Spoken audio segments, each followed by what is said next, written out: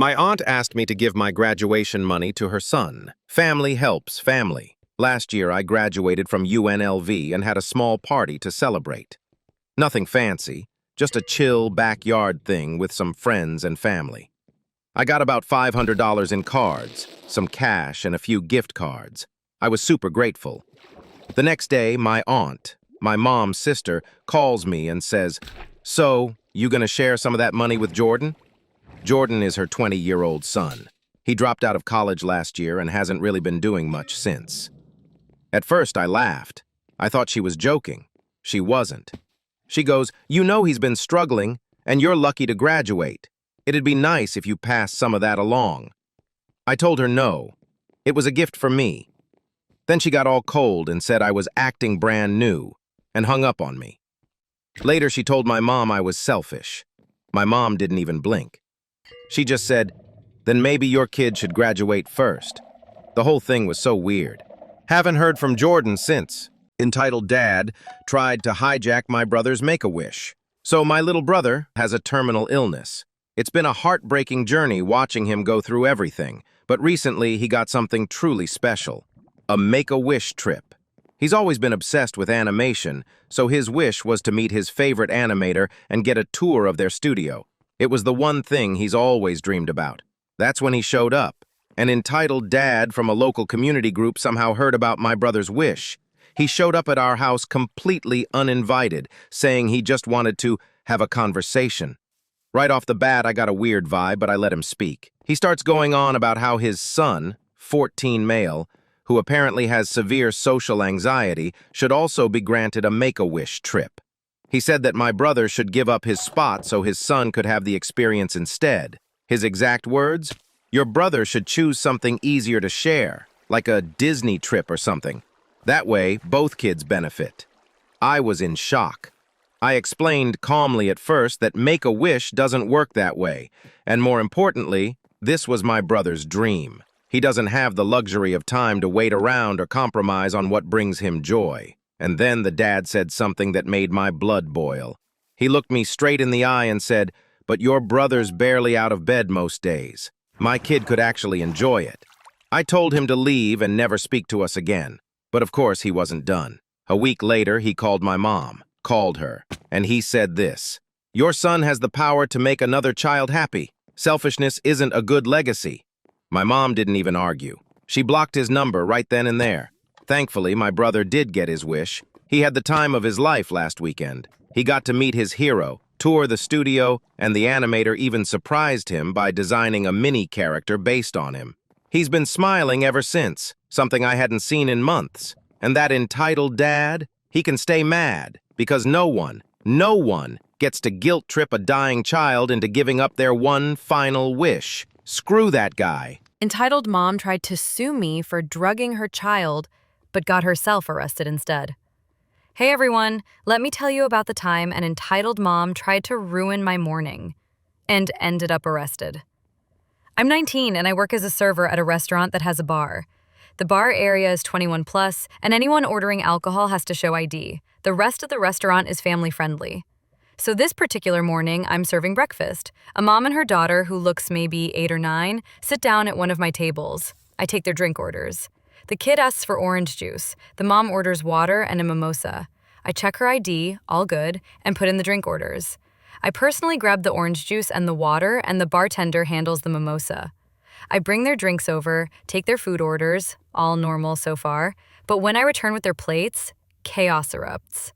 The mom screams at me, "You served my child alcohol!" I'm completely stunned because I know I didn't. I made that juice myself. I tell her politely that it's not possible. I had my eyes on that juice the whole time. But she insists, "Smell it." So I do, and weirdly, it does smell like alcohol. I'm trying to stay calm and tell her, "Ma'am, I didn't put alcohol in the juice. Either something happened after I left it or, well, I don't know. But it was just juice when I served it." She freaks out more. "I'm suing you. Get your manager." So I do. The manager comes over, listens to both sides, and we pull security footage, because at this point, I need to clear my name. And guess what we see? The second I walked away, the mom grabbed the kid's orange juice, drank half, and topped it up with her mimosa. Then she told the kid to drink it. Yeah, the woman tried to set me up, and it backfired hard. Security called the police. She was arrested for giving her kid alcohol, and she's now banned for life from the restaurant. Oh, and here's the kicker. Someone who spoke to the kid later said she didn't even like orange juice. She actually wanted chocolate milk, but her mom made her order the juice just so she could spike it. You bet I got that kid her chocolate milk. So, yeah, not how I planned to start my shift, but at least this entitled mom got exactly what she deserved. My girlfriend and I went to Vegas this weekend for a little getaway. It was supposed to be a fun, relaxing trip, sun, drinks, and some much-needed time off, but things took an unexpected turn. She spent most of the day out in the heat, barely drank any water, and by evening she collapsed, like full-on fainted in the middle of the casino.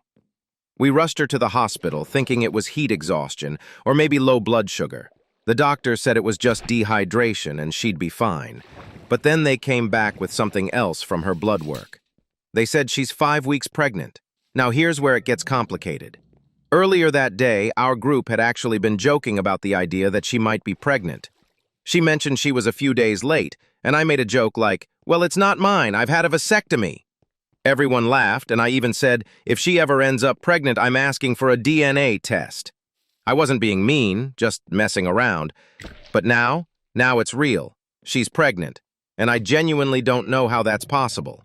I got the vasectomy over 2 years ago. I went through the follow-ups, did the tests, they said it worked. On top of that, I still pull out every time, just in case. So the odds of this baby being mine feel like a literal 1 in a million. We haven't really had a serious talk yet. This all happened just yesterday, but I'm spinning. She seemed just as shocked as I was when they told us. She didn't deny anything, didn't act shady, just looked stunned.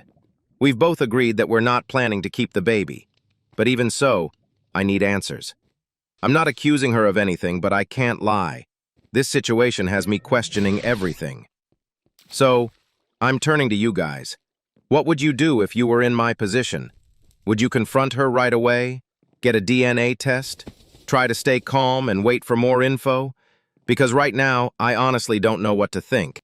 Entitled mom demands my daughter's comfort toy mid-flight and regrets it. So last weekend, I, 27 female, took a 5-hour flight with my 3-year-old daughter. It was her very first time flying, and I knew she'd be nervous. So we brought along her favorite plushie, a little stuffed fox she sleeps with every night. It's not just a toy, it's her comfort item, her lifeline. She clutched it tightly the moment we sat down and didn't let go through takeoff.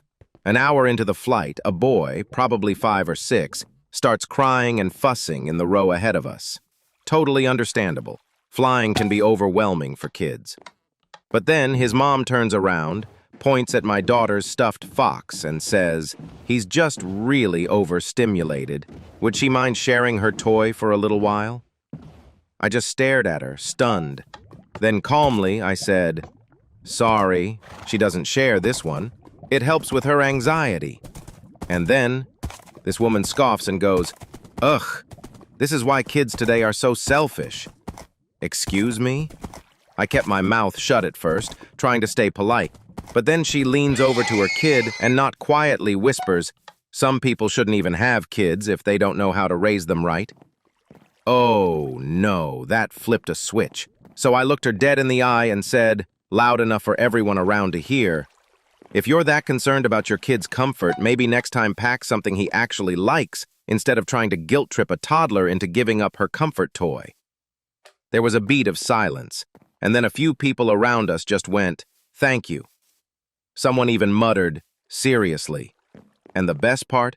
The flight attendant walked over, handed my daughter a sheet of airline stickers, and flat out told this woman to stop bothering other passengers.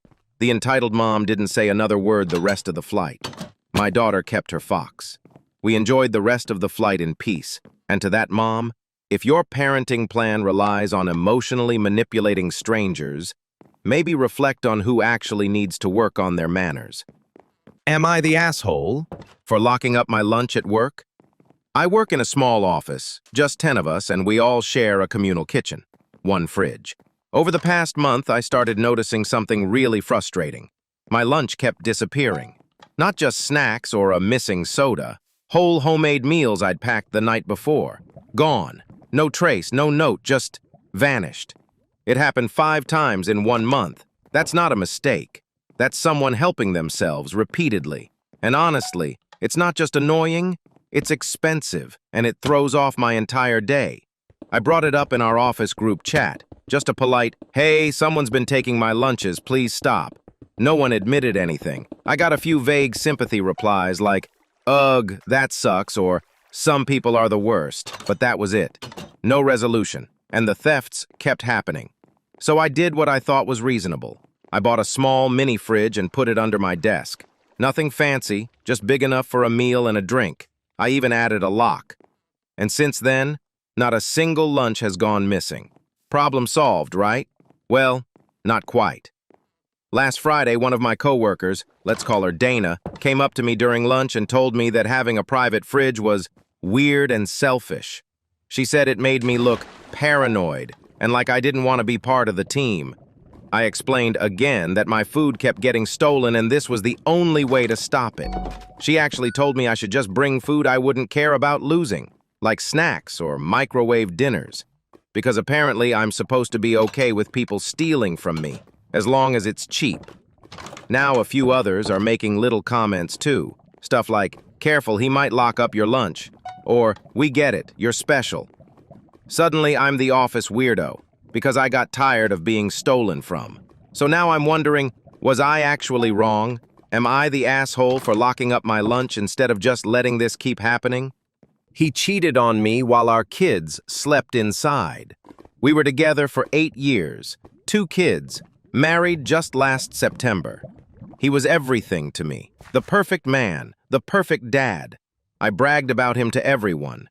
He was my best friend, my soulmate, my safe place when the world went dark. And then, last Saturday happened.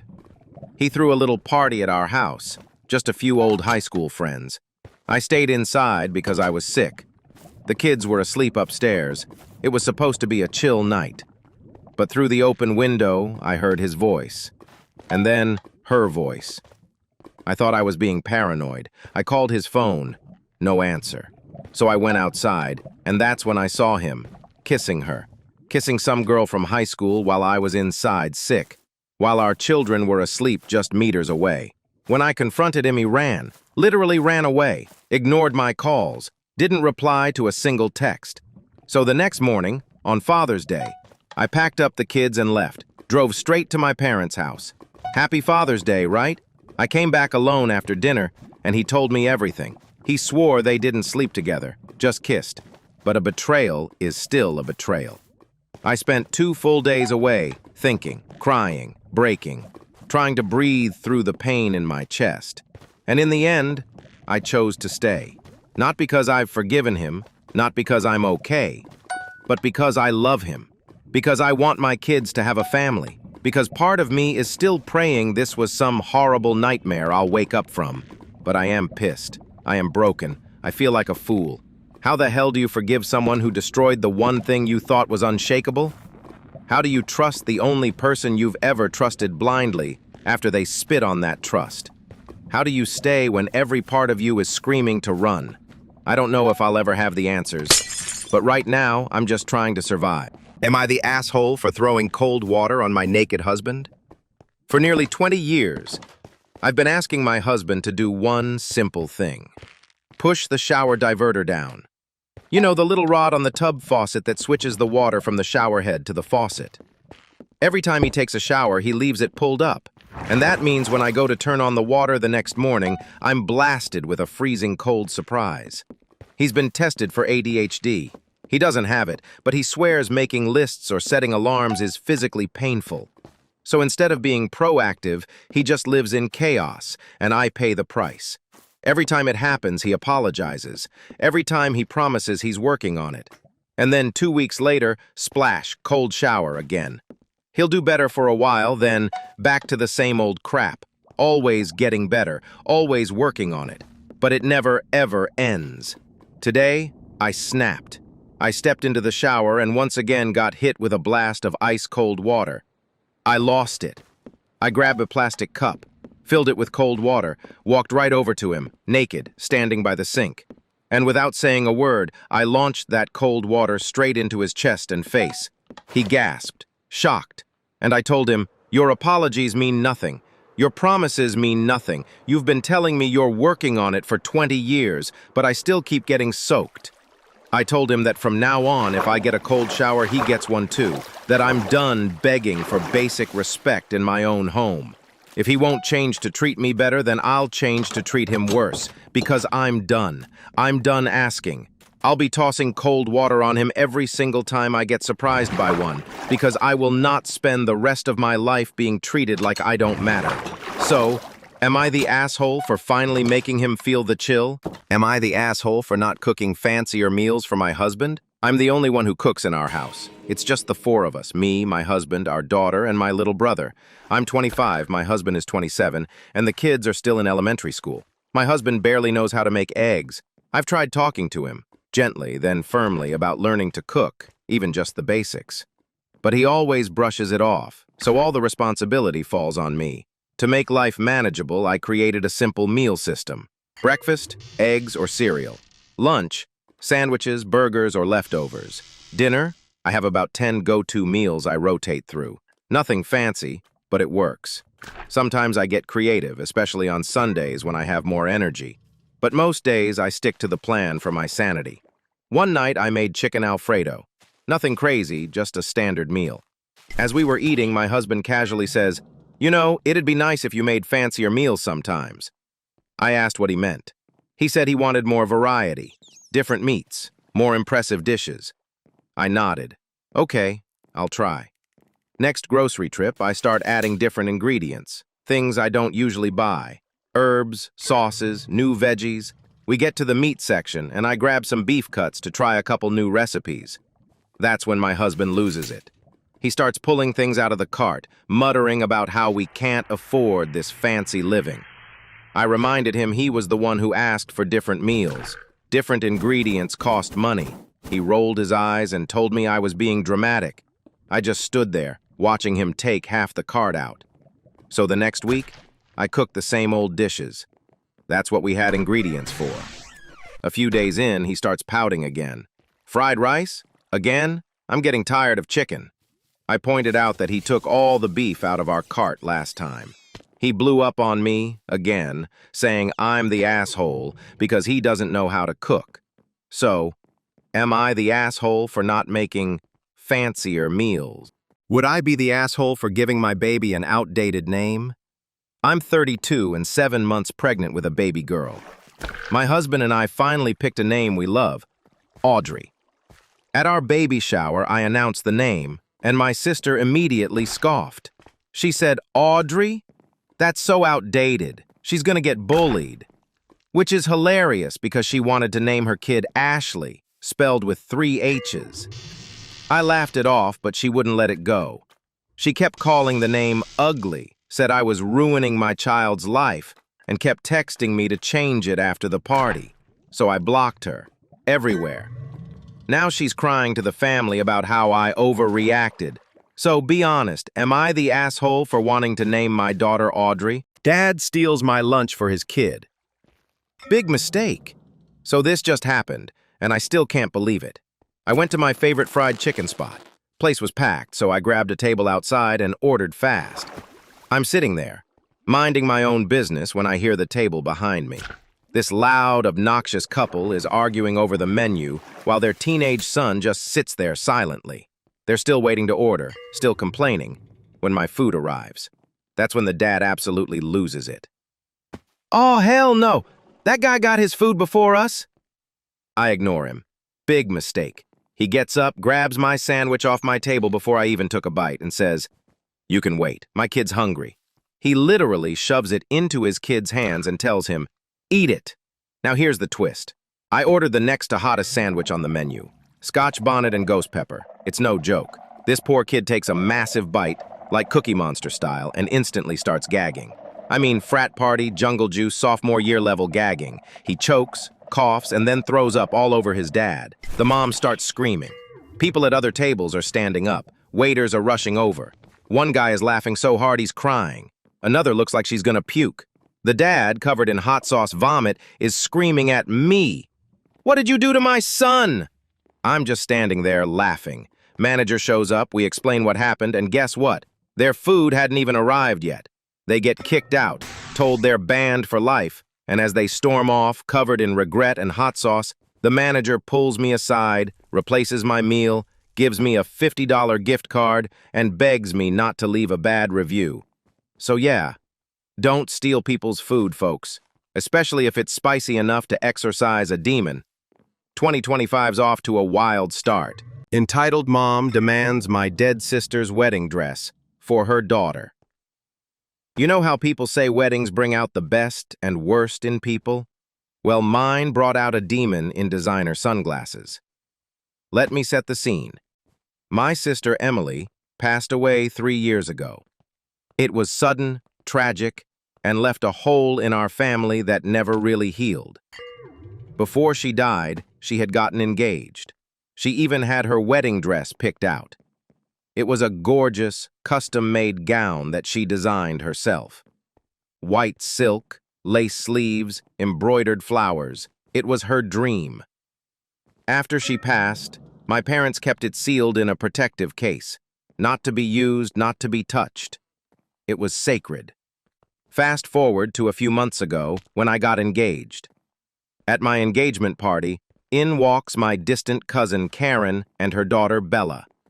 Karen is one of those people who believes family means you owe her everything. Your time, your energy, and apparently, your dead sister's wedding dress. After some fake hugs and over-the-top compliments, Karen pulls me aside and says, "Hey, since you're probably not going to wear Emily's dress, you know, because it's hers, Bella would love to wear it for her wedding." I stared at her. "I'm sorry, what?" Karen smiled like she had just asked to borrow a cup of sugar, not the one thing our family treats like a shrine. "It's just sitting there, and it would mean so much to Bella. It's wasteful to let it rot in storage, don't you think?" "No, Karen, I don't think." I told her politely that Emily's dress was not available. It wasn't a costume. It was hers, and we were keeping it the way she left it.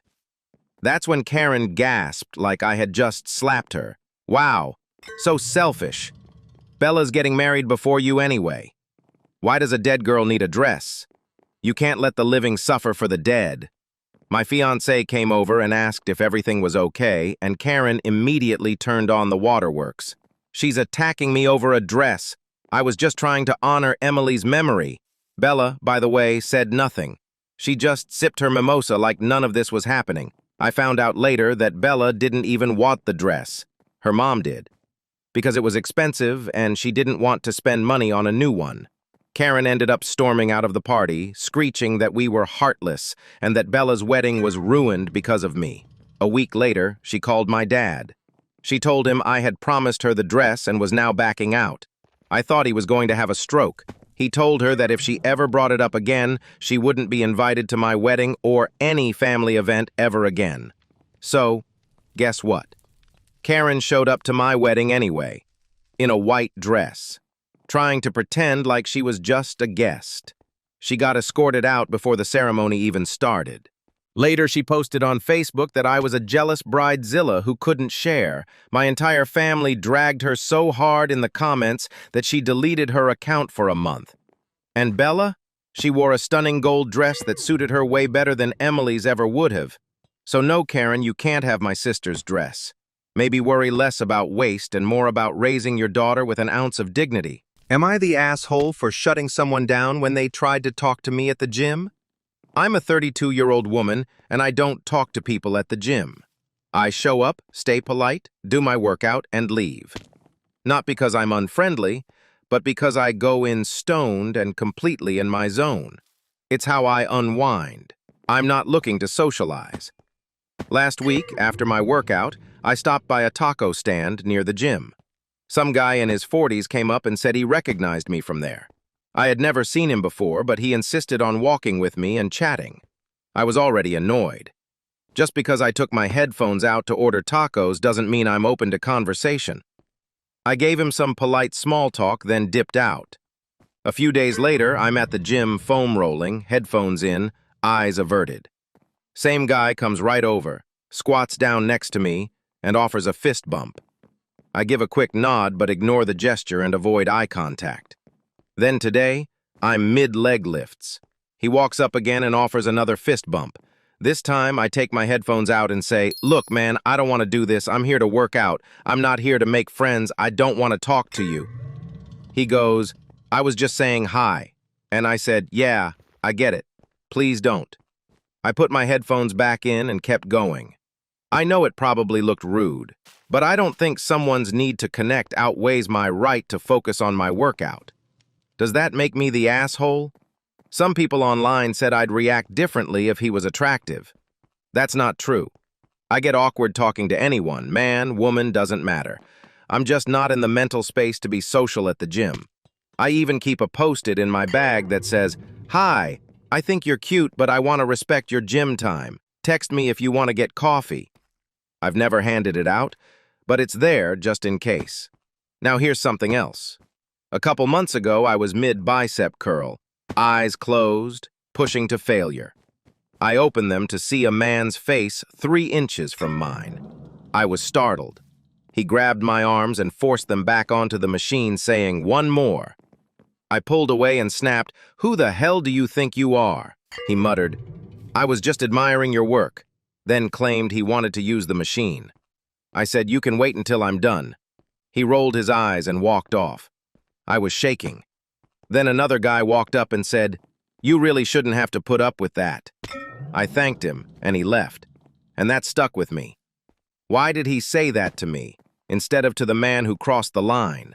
Why is it easier to comfort a woman afterward than to confront the man causing the problem? I appreciated his words, but I still wonder, why do so many men choose sympathy over action? Anyway, was I the asshole? Entitled Dad told me I should give his son my job. I work in IT at a mid-sized company. Nothing flashy, no Google or Microsoft, but it's a solid gig. Decent pay, good benefits, and I've worked hard to build up my experience over the years. I've put in the time, climbed the ladder, and I'm proud of where I've gotten. Anyway, a couple of weekends ago, I'm at this family barbecue. You know, chill vibes, paper plates, too much potato salad, just the usual. Then this guy walks up to me. I sort of recognize him. Turns out he's a friend of my dad's, someone I've seen once or twice growing up, but we're not close or anything. He starts making small talk, asking me what I've been up to, and I tell him I'm still working in IT. That's when he lights up and says, "Oh, my son's into computers too. He just finished this online course and he's really passionate about tech." I nod, being polite. I mean, cool, good for your son, right? But then the guy drops a line so wild I had to pause and make sure I heard him right. He says, "You should give him your job." I thought he was joking, so I laughed. Like, there's no way that was serious. But he's just standing there, completely straight-faced. No smile, no sarcasm, just dead serious. He goes on, "You've been there long enough and it would mean a lot to the family. It's time for the younger generation to step in." What, bro? This isn't a bicycle I'm handing down. This is my career, a job I worked my butt off to get. Late nights, certifications, endless troubleshooting, and you want me to just give it away because your son watched a few YouTube tutorials? I told him flat out, that's not how the world works. And I walked away. But it doesn't end there. Later in the day, I hear from my cousin that this guy is walking around telling people I'm selfish and that I'm not family-oriented. Seriously? Apparently, I'm the bad guy now because I didn't hand over my livelihood to some dude's son who I've never even met? I'm still stunned. Like, who thinks like that? Have you ever had someone ask you for something this entitled? Let me know in the comments if you've dealt with this kind of nonsense, because I can't be the only one. Army wife cheated while I was deployed, then wanted me back. When I first joined the Army, I was young and naive. I thought the military was about honor, duty, and brotherhood. I believed if I worked hard and stayed loyal, the Army would take care of me, and so would my wife. Her name was Erin. We married young before I shipped off to Germany. I took on every hard job I could. Airborne, Ranger School, overseas security details. I was barely home, but I was doing it for our future. The schedule was brutal. 24-hour shifts, barely any rest, working over 5,000 hours a year. Erin had nothing to do all day but hang out at the base recreation center. She started taking night classes, and that's when she met Captain Dustin. But she called him Keith. I worked non-stop. I didn't have time to figure out what was going on, but I saw the signs. She lit up whenever she talked about him. And one day, she asked for a legal separation right when he got transferred back to the States. Months later, I came home and she wanted me back. I said yes, stupidly. I still loved her. I thought we could fix it. Things seemed okay until I came home early one day and answered the phone. It was him. I listened as they confessed everything. She even said, "I love you." I confronted her. She admitted it, said he made her feel like a princess, and I was still a pauper. She said it wasn't about sex, it was about status. I was crushed, but I didn't snap. I held it together. Soon after, I got deployed to Korea. Before I left, she suddenly acted like the perfect wife. I didn't fall for it. We exchanged letters, but the truth came out. While I was away, she blew through our savings, maxed out my card, and was seen hanging around officers' clubs. Not just with Dustin, but Jeff, Tom, and Rick. When I got back, I filed for divorce, but I still had to pay child support for a kid I suspected wasn't even mine. Back then, DNA tests weren't common, and in my state, marriage meant responsibility. She finished college on my dime. I even got stuck with her car loan. Years later, her daughter wrote me asking to be adopted by her stepdad, Rick. I signed the papers without hesitation. Child support ended, and I never looked back. I missed her wedding. Guess who walked her down the aisle? Rick, one of the men who helped destroy my marriage. But here's the truth. No woman is worth going to jail for. I walked away from a liar, a cheater, and a thief, and I built a better life. A kid punched me while my dog was dying, and his parents blamed me. So this happened recently, and I can't stop thinking about it. My dog, who was very old, was in our yard, struggling. He was foaming at the mouth, gasping for air, and having an accident at both ends.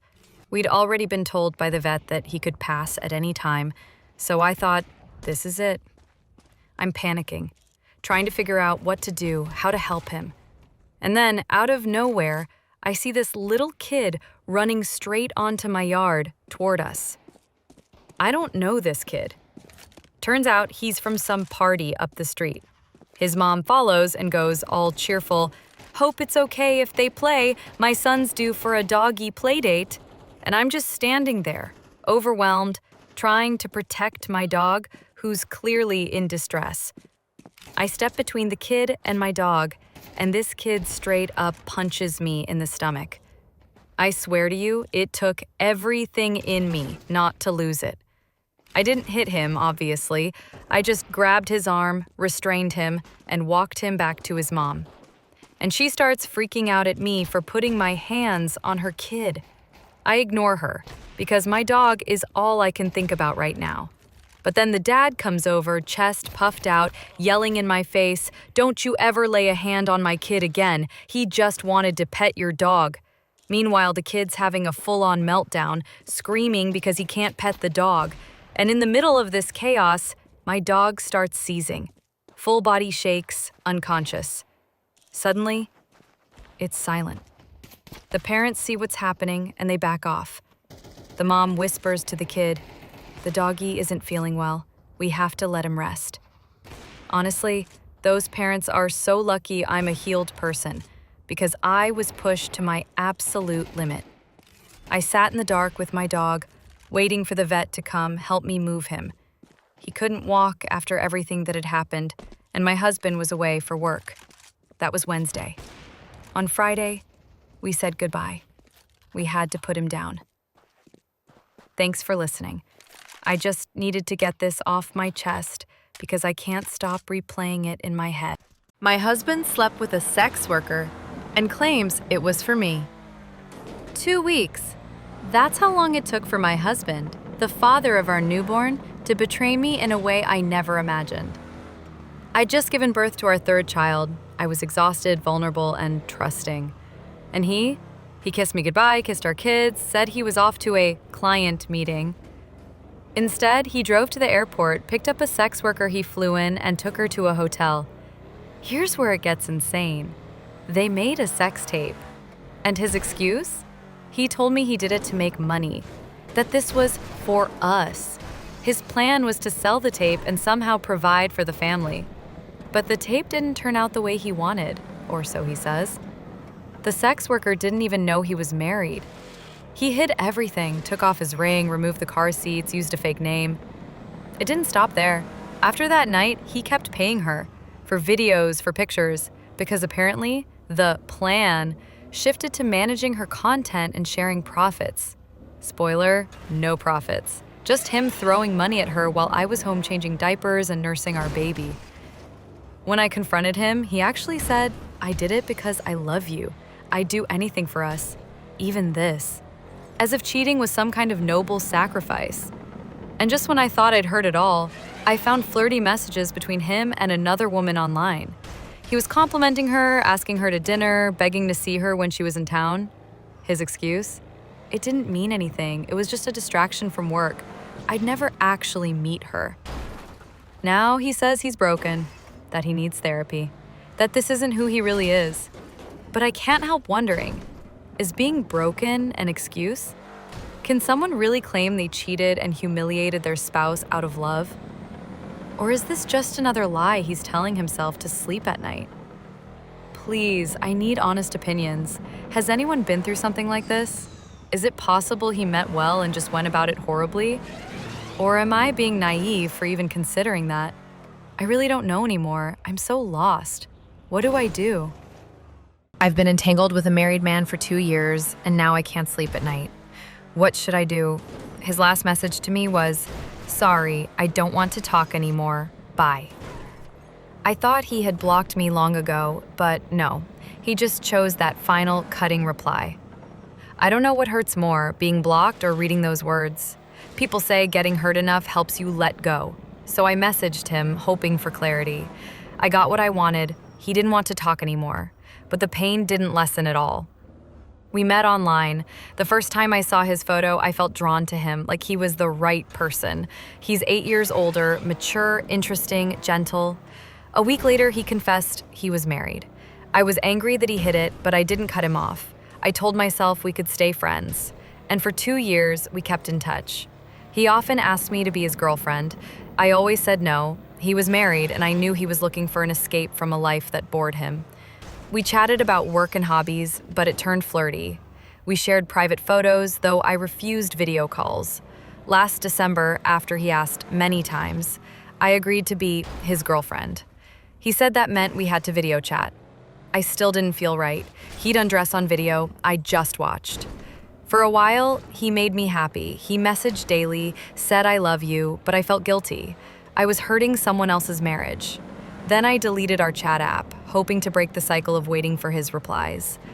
When I reinstalled it, I'd accidentally deleted my account. I took it as a sign, time to let go. But I missed him. I found his number, explained everything. He added me back, but wanted a cooling off period, said he was going on a trip with his wife. I told him I loved him. He still pulled back. In January, he sent Happy New Year. I didn't reply right away, but I missed him, so I did. We started chatting again, but things weren't the same.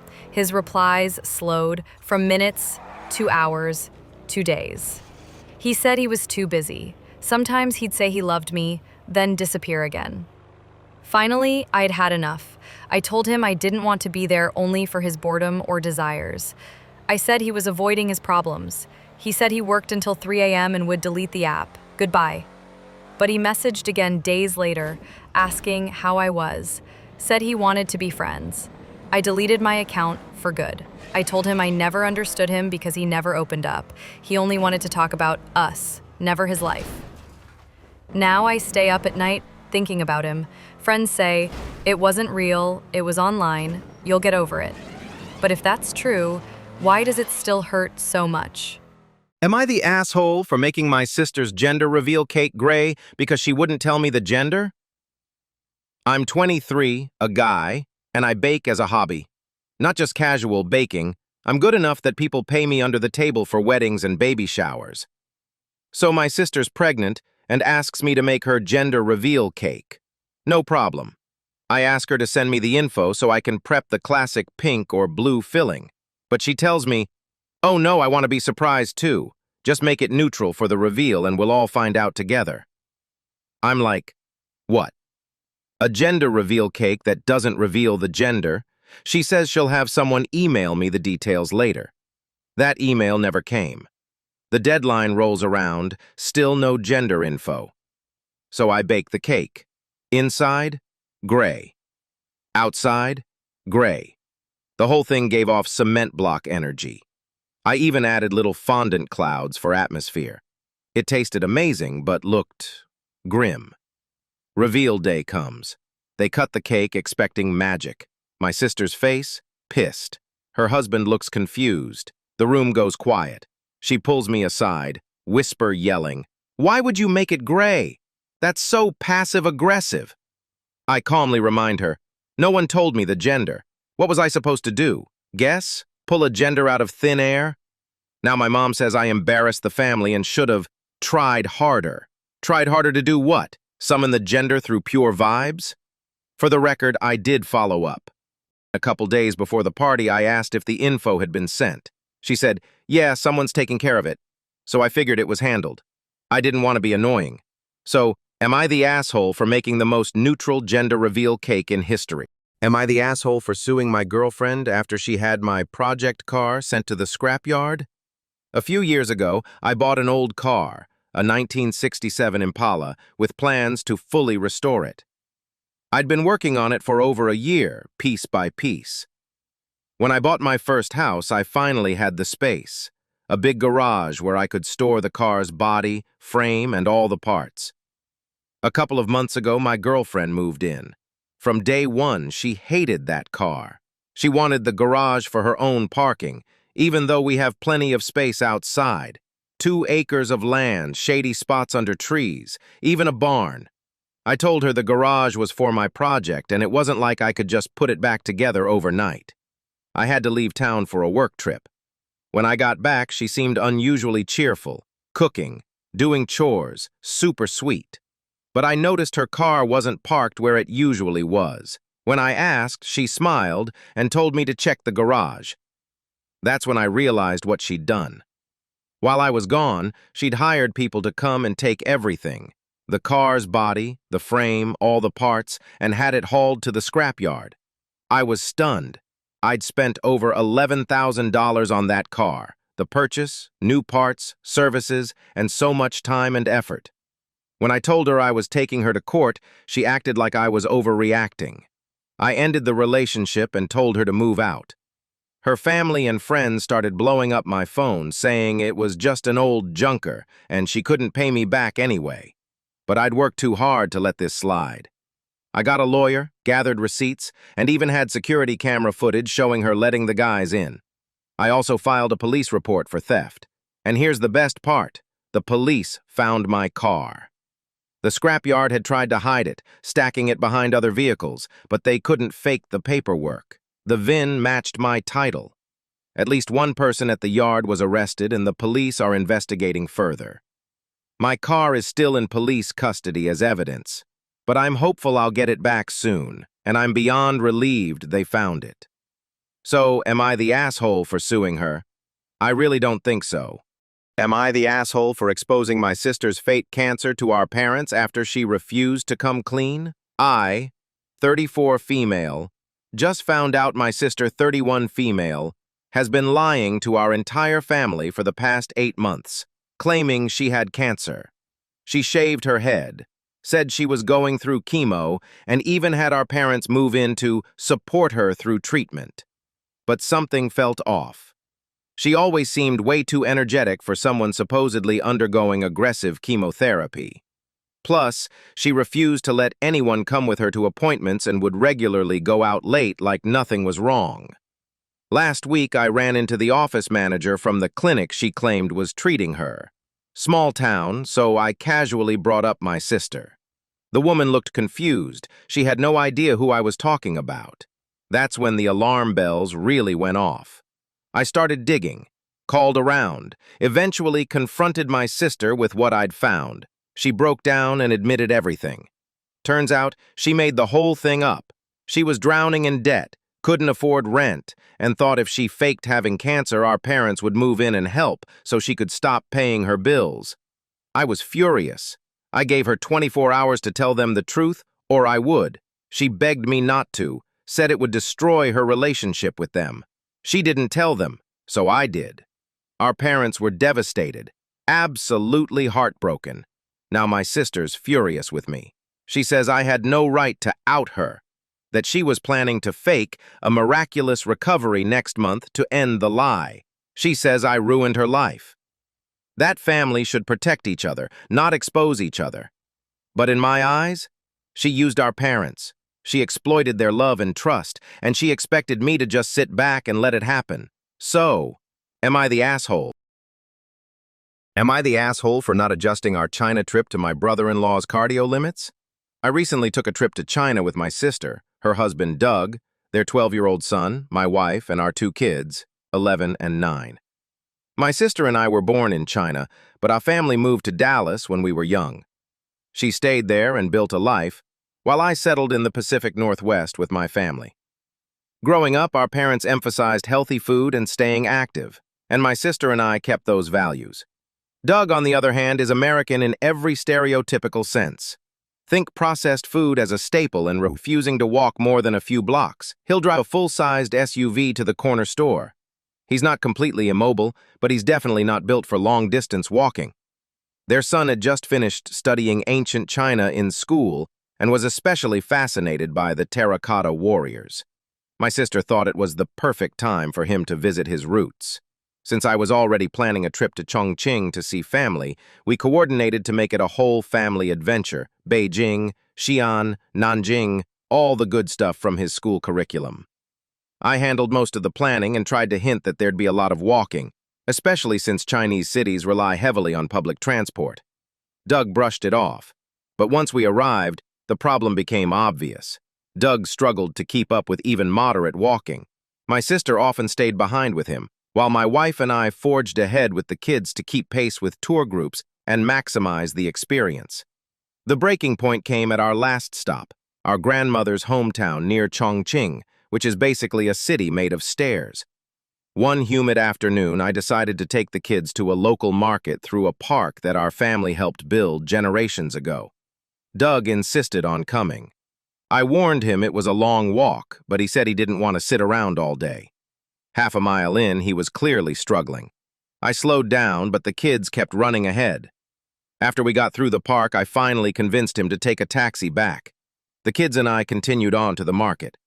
When we returned, Doug was sulking, and my sister was upset. She said I should have just taken a taxi from the start. I explained that walking was actually faster given the layout, and the kids got to experience a piece of our family's history.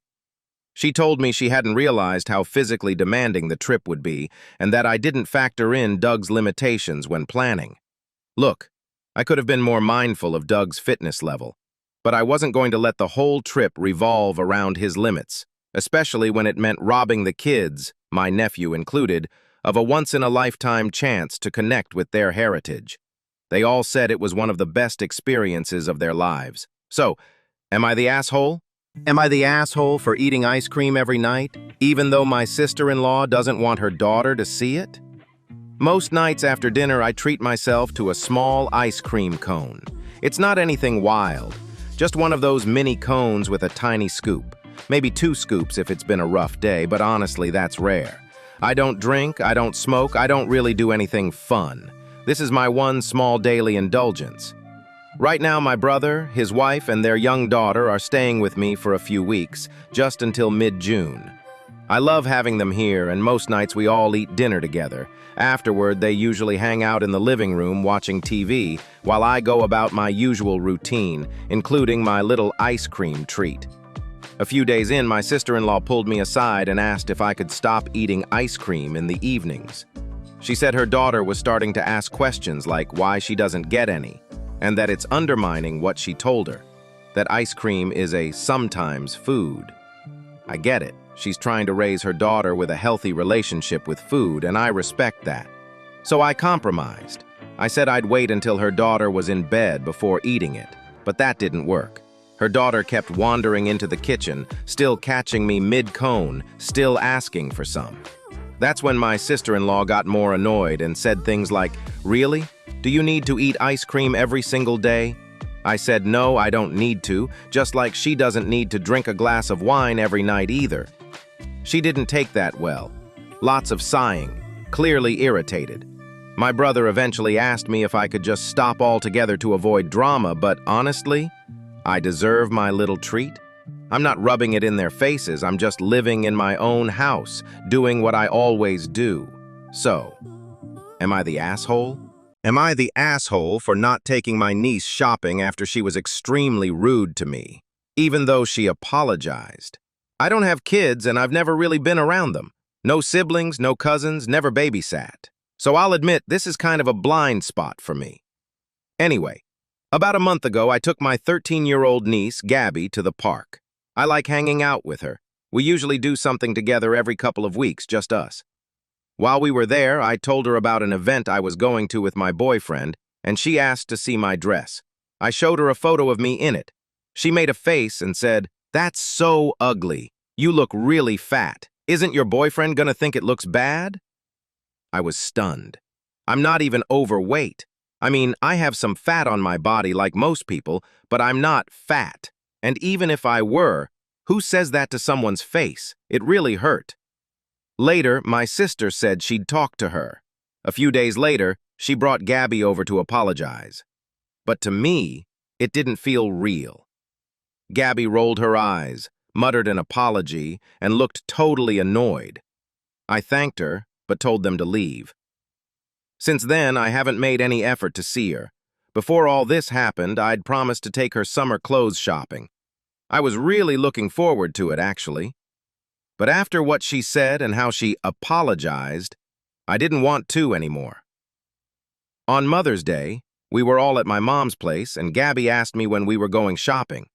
I told her she probably already has plenty of summer clothes. She got upset and kept saying, "But I said I was sorry." I told her that saying sorry doesn't mean everything's forgiven. You have to show you're sorry through your actions, and she hasn't. Now my mom and sister say I'm expecting too much from a kid, that I'm being petty for canceling the shopping trip. They asked how long I'm planning to hold this grudge. I guess they think I'm beefing with a child. But it wasn't just a sassy comment. It felt mean. And if this kind of behavior keeps going unchecked, I'm worried she'll grow into someone who thinks that's okay. So, am I the asshole?